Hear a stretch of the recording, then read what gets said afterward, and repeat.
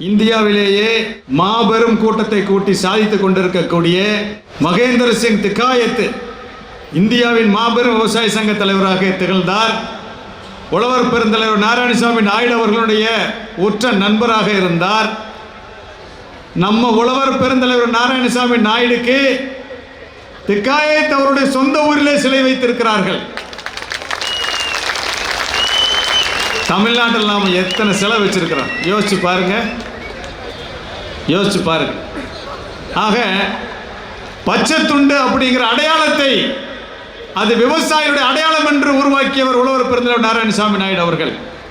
அவர் மீது மாறாத பற்றும் அன்பும் கொண்ட தமிழ்நாட்டு விவசாயிகளின் மீது மிகப்பெரிய பேரன்பு கொண்ட ஐயா ராகேஷ் திகாயத் ஜி அவர்களை பேசுமாறு அன்போடு அழைக்கிறோம். மொழிபெயர்ப்பதற்காக அண்ணன் பாலு அவர்களை அன்போடு அழைக்கிறோம்.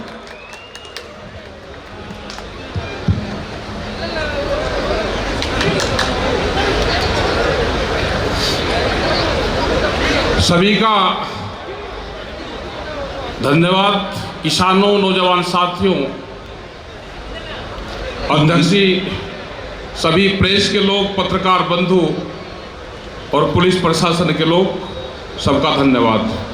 இங்கு எழுச்சியும் புரட்சியுமாக கூடியிருக்கிற அனைத்து விவசாய பெருமக்களுக்கும் மற்றும் பத்திரிகை அன்பர்களுக்கும் நமக்கு பாதுகாப்பு கொடுக்கிற காவல்துறை அன்பர்களுக்கும் எனது நன்றிகளும் வணக்கங்களும். ये तमिलनाडु, ये धरती नारायण स्वामी नायडू की धरती, जो किसान आंदोलन, खास करके भारतीय किसान यूनियन का जो जन्म स्थल है वो यही है। जो भारतीय किसान यूनियन का फ्लैग बना वो इसी धरती पे बना और आज उस किसान संगठन की पहचान पूरे देश, पूरी दुनिया में है। तो हम धन्यवाद देते हैं यहाँ की ज़मीन को, यहाँ के लोगों को, नारायण स्वामी नायडू के उसके परिवार को, जो हमारे और साथी यहाँ पे हैं जिन्होंने उनके साथ में काम किया। आपका बहुत बहुत धन्यवाद। தமிழ்நாடு என்பது சாதாரண பூமி அல்ல. இந்தியாவில் இருக்கக்கூடிய அனைத்து விவசாயிகளுக்குமான உரிமையை முதலில் ஆரம்பித்து விவசாய சங்கமாக ஆரம்பித்து விவசாயிகளுக்கான உரிமையை மீட்டெடுத்த நாராயணசாமி நாயுடு அவர்களின் பிறந்த ஊர் இது. இந்த ஊரில் தான் மொத்த இந்தியாவுக்குமான விவசாய குரல், விவசாயிகளின் குரல், விவசாயிகளின் உரிமை, விவசாயிகளின் உணர்வு போராட்டத்திற்கு ஆரம்பம். அவர் மட்டும்தான் இந்த இந்திய விவசாயிகளினுடைய உரிமைக்கு தந்தையாக அறியப்படுகிறார். அவர்களுக்கு எனது வணக்கங்கள். आज भाषा अलग हो सकती है देश में, हम एक दूसरे की भाषा नहीं समझ पाते, लेकिन मुद्दे हमारे एक हैं। वो चाहे फसलों के दाम का सवाल हो, वो जमीन अधिग्रहण का सवाल हो, या पुलिस प्रशासन के अत्याचार का सवाल हो, या सरकार के अत्याचार का सवाल हो, या पूंजीवाद जिस तरह से देश में बढ़ रहा है उसका सवाल हो। सवाल एक है।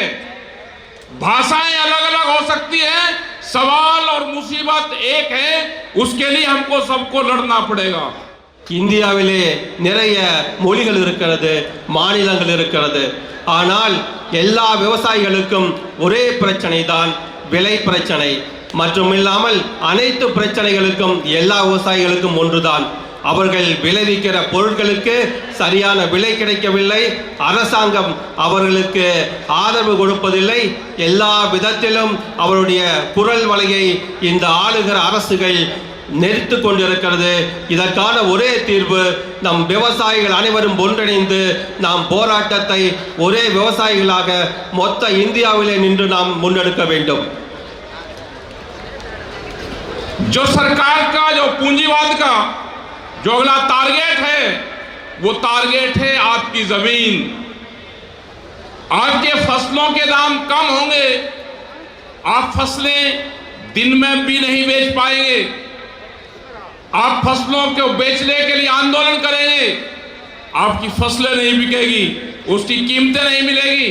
लेकिन अगर आपको जमीन बेचनी होगी तो जमीन रात के अंधेरे में भी जमीन बिकेगी। இந்த அரசாங்கத்துடைய ஒரே குறிக்கோள் விவசாயிகளிடமிருந்த நிலங்களை பிடுங்குவதுதான். ஆகவே விவசாயிகளே, நீங்கள் அனைவரும் ஒன்றிணைந்து உங்களுடைய உரிமைக்காக நாம் உயிரை கொடுத்தனாலும் நாம் போராட வேண்டும். நம்முடைய விவசாய நிலங்களை நம்முடனே நாம் வைத்திருக்க வேண்டும். இது ஒன்றுதான் நம்முடைய உரிமைக்கு முதல் அடிப்படையாகும். जो दिल्ली में 3 काले कानून के खिलाफ आंदोलन चला, वो आंदोलन कोई पॉलिटिकल सिस्टम से नहीं जीता गया। बहुत लोग कहते हैं कि किसान संगठन को पॉलिटिकल बनाओ, उससे आंदोलन होंगे, उससे जीत होगी। वो आंदोलन से जीता गया, ना कि पॉलिटिकल सिस्टम से। वे 3 काले कानून वापसी हुए और उसी सरकार ने वापसी किए जो तानाशाह सरकार इस देश में है। 3 விவசாய சட்டங்களை எதிர்த்து நாங்கள் போராடினோம். 13 மாதங்கள் அனைத்து விவசாயிகளும் ஒன்றிணைந்து 700 விவசாயிகள் தங்கள் உயிர்களை கொடுத்து போராடினோம். ஆனால் இன்று நம்முடைய போராட்டங்கள் நீர்த்து கொண்டிருக்கிறது. மீண்டும் ஒரு மிகப்பெரிய போராட்டத்தை விவசாயிகள் தொடர வேண்டும். ஆகவே விவசாயிகளுடைய ஒற்றுமை மிக மிக முக்கியம். हमको देश में किसान संगठनों को, मजदूर संगठन को, व्यापारी संगठन को, इनको मजबूत करना पड़ेगा। आने वाले टाइम पे आंदोलन और तेज करने पड़ेंगे, नहीं तो धीरे धीरे ये सब लोग को दबाने का काम करेंगे।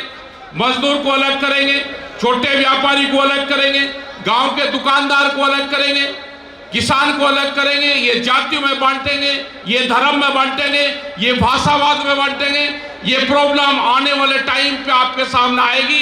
तो हमको एक सूत्र रहना है, इकट्ठा रहना है, एक सूत्र में हमको इकट्ठा चलना है, तो ही हम जीत सकते हैं। இந்த அரசாங்கம் என்ன செய்கிறது தெரியுமா? விவசாயிகளை தனியே பிரிக்கிறார்கள், தொழிலாளர்களை தனியே பிரிக்கிறார்கள், வியாபாரிகளை தனியே பிரிக்கிறார்கள், மதமாக பிரிக்கிறார்கள், மொழியாக பிரிக்கிறார்கள். இப்படி ஒவ்வொன்றாக நம்மை பிரித்து நம்மை ஒன்று சேர விடாமல் அவர்கள் வைத்திருக்கிறார்கள். எப்போதுமே நம்மை பரபரப்பாக வைத்திருக்கிறார்கள். இதையெல்லாம் தாண்டி இந்த மண்ணை காக்க, இந்த மக்களை காக்க நாம் அனைவரும் ஒன்றாக நிற்க வேண்டும். हमारी भाषा अलग हो सकती है, हमारा झंडा अलग हो सकता है, हमारा व्यवसाय अलग हो सकता है, हमारा स्टेट अलग हो सकता है, लेकिन मुद्दे सेम हैं। हमें आने वाले टाइम पे जमीन बचाने के लिए सर्किल रेट बढ़े उसके सवाल पे, बिजली की अमेंडमेंट बिल है उसके सवाल पे, फसल के रेट बढ़े उसके सवाल पे, MSP गारंटी कानून के सवाल पे हमको इकट्ठा लड़ाई लड़नी पड़ेगी। ये पूरे देश की साझा लड़ाई है। इसके लिए हमको मजबूती से आंदोलन फिर करने पड़ेंगे। வரும் காலங்களிலே விவசாயியோட இருப்பு, விவசாயியோட நிலம் மிகவும் மோசமாக இருக்க போகிறது. ஆகவே விவசாயிகள் நீங்கள் அனைவரும் ஒன்றாக இணைந்து, அனைத்து மக்களோடும் இணைந்து நமக்கு வருகின்ற விதை சட்டங்கள், குறைந்தபட்ச ஆதார விலை என்று நமக்கு இருக்கக்கூடிய அனைத்து பிரச்சனைகளையும் நாம் ஒன்றாக நின்று இணைந்து, இந்தியாவில் இருக்கிற அனைத்து விவசாயிகளும் ஒன்றாக இணைந்து நாம் போராட வேண்டும். हम इकट्ठे रहेंगे तो हमारी जीत होगी। जैसे अभी आपने राजस्थान में हनुमानगढ़ में देखा, जो एक बड़ी फैक्ट्री लग रही थी, वहाँ के लोग नहीं चाहते कि यहाँ पे इंडस्ट्री लगे, उनका पानी खत्म होगा, वहाँ पे पोल्यूशन फैलेगा। और किस तरह से वहाँ के लोगों ने इकट्ठा होकर उस फैक्ट्री को पूरी को तोड़ा, ट्रैक्टरों से तोड़ा, वो सब आप लोगों ने देखा। हमको सबको इकट्ठा रहना पड़ेगा, हमको सबको लड़ाइयाँ लड़नी पड़ेगी। और हमको ट्रैक्टर, जो दिल्ली का एक मजबूत हमारा साथी था दिल्ली के आंदोलन में, और आज पूरी दुनिया में ट्रैक्टर मार्च निकलते हैं, करीब करीब 16 देश में ट्रैक्टर से आंदोलन हो रहे हैं अभी भी। ராஜஸ்தானிலே ஒரு நகரத்திலே ஒரு மிகப்பெரிய ஆலை தொழிற்சாலை அந்த மண்ணையும் நீரையும் மாசுபடுத்தி கொண்டிருக்கிறது. அங்கிருக்கிற விவசாயிகள்லாம் ஒன்றிணைந்து நாங்களும் சென்று மிகப்பெரிய போராட்டத்தை முன்னெடுத்து அந்த தொழிற்சாலையை மூட வைத்தோம்.